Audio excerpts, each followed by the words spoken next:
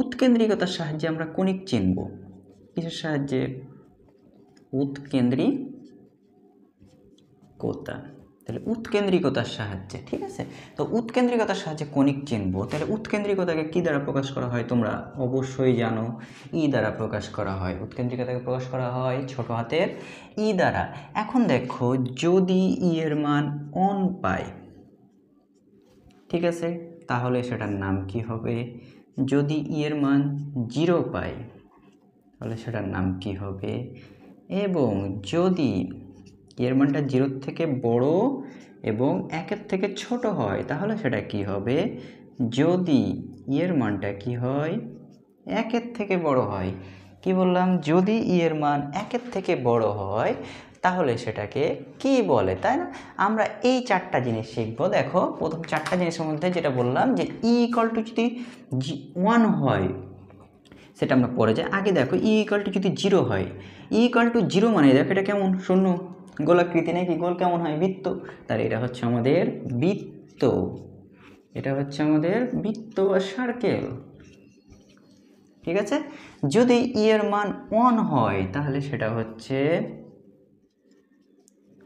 পরাবৃত্ত, পরাবৃত্ত বা প্যারাবোলা, ঠিক আছে। এবং যদি ই এর মান 0 থেকে বড়, 1 থেকে ছোট হয়, এটা আসলে কেমনভাবে লেখা আছে বলো তো? অসমতার মাধ্যমে। এটা কিভাবে প্রকাশ করা আছে? অসমতা। অসমতা কি আমি তোমাদের আগে আমার একটা ভিডিওতে দিয়েছিলাম। অসমতা জিনিসটা কিভাবে প্রকাশ করে, সেটা কিভাবে বোঝায়? নির্দিষ্ট কোনো মান না, একটার থেকে বড়, একটার থেকে ছোট, বা একটা থেকে শুরু আর একটাতে শেষ, এরকমও বোঝাতে পারে যদি ইকুয়াল থাকে। তাহলে এখানে বলা হচ্ছে 0 থেকে বড়, 1 থেকে ছোট যদি হয়, তাহলে সেটা কি হবে বলো তো? উপবৃত্ত।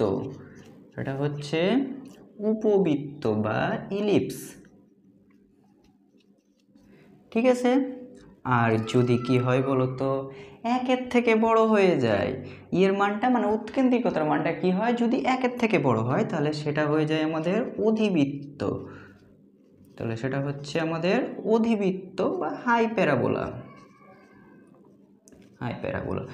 অধিবৃত্তটা 1 থেকে কেন বড় হয়? আমি তোমাদের দেখাইছিলাম যে অধিবৃত্তটা নর্মালি এইরকম থাকে, তাই না? অধিবৃত্তটা কেমন থাকে? এইরকম, মানে দুই অংশে থাকে এবং এটার দুই দিকে হয়, তাই না?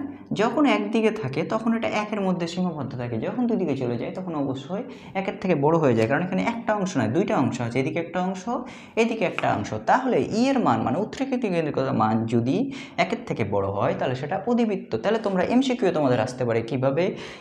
পরাবৃত্তের ক্ষেত্রে উৎকেন্দ্রিকতার মান কত? পরাবৃত্তের ক্ষেত্রে উৎকেন্দ্রিকতার মান হচ্ছে 1, উপবৃত্তের ক্ষেত্রে 0 থেকে বড়, 1-এর থেকে ছোট, বৃত্তের ক্ষেত্রে উৎকেন্দ্রিকতার মান 0, এবং যদি 1-এর থেকে বড় হয়, তাহলে সেটা হচ্ছে আমাদের অতিবৃত্ত। আশা করি তোমরা বুঝতে পেরেছো, আর কখনো তোমাদের ভুল হবে না। ধন্যবাদ।